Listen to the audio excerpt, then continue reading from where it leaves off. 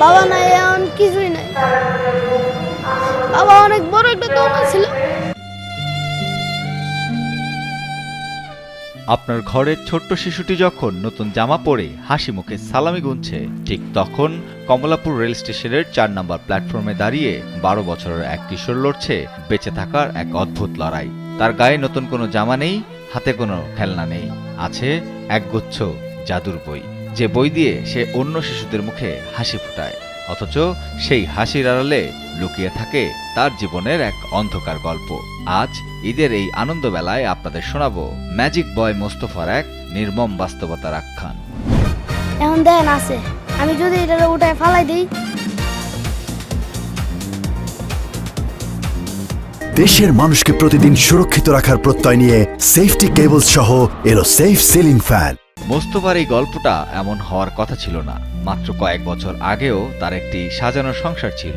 বাবা রহিম মিয়া বেঁচে থাকতে ঈদ মানেই ছিল নতুন জামা আর পরম মমতা। কিন্তু বাবার মৃত্যুর পর তাসের ঘরের মতো ভেঙে পড়ে সব। মা মিনা আক্তার নতুন করে সংসার গড়লেও ঠাঁই হয়নি মোস্তফার। অভাব আর অবহেলার জাতাকলে পিষ্ট হয়ে ঘর ছেড়ে আজ সে রাস্তার সন্তান।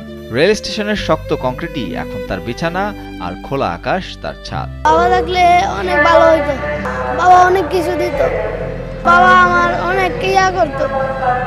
বাবা নাই, এখন কিছুই নাই। বাবা অনেক বড় একটা দোকান ছিল।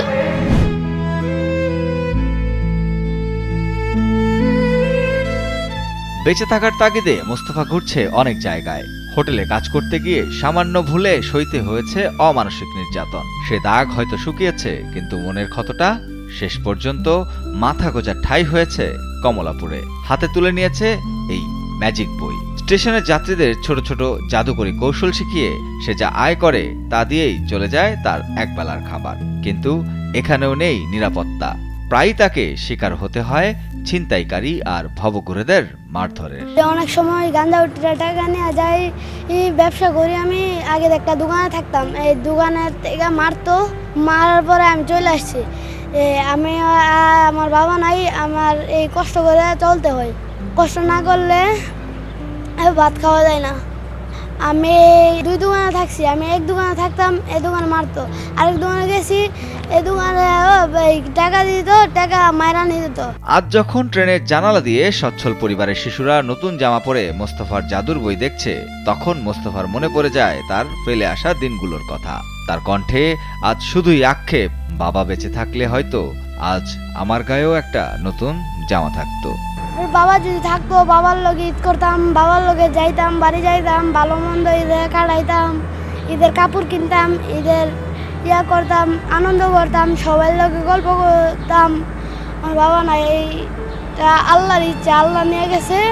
এত বঞ্চনার মাঝেও মোস্তফা স্বপ্ন দেখতে ভোলেনি। তার সবচেয়ে বড় স্বপ্ন নিজের কষ্টের উপার্জনে একদিনে মায়ের জন্য একখানা শাড়ি কিনবে। আমার আম্মুর লগে এবার ঈদ কাটামো, এই আমার ইনকামের যে টাকা আছে এই টাকা দিয়ে আম্মুর জন্য শাড়ি কিনবো, শাড়ি কিনে নিয়ে যাবো, ইচ্ছা আছে। আমাদের চারপাশে এমন কত শত মোস্তফা এই ঈদের সময়ও অভুক্ত পেটে জাদুর বই বিক্রি করছে। মোস্তফার হাতে থাকা বইগুলো জাদুর হতে পারে, কিন্তু তার জীবনটা আগাগোড়াই কঠিন বাস্তবতায় মোড়ানো। আর কে যেন কালবেলা।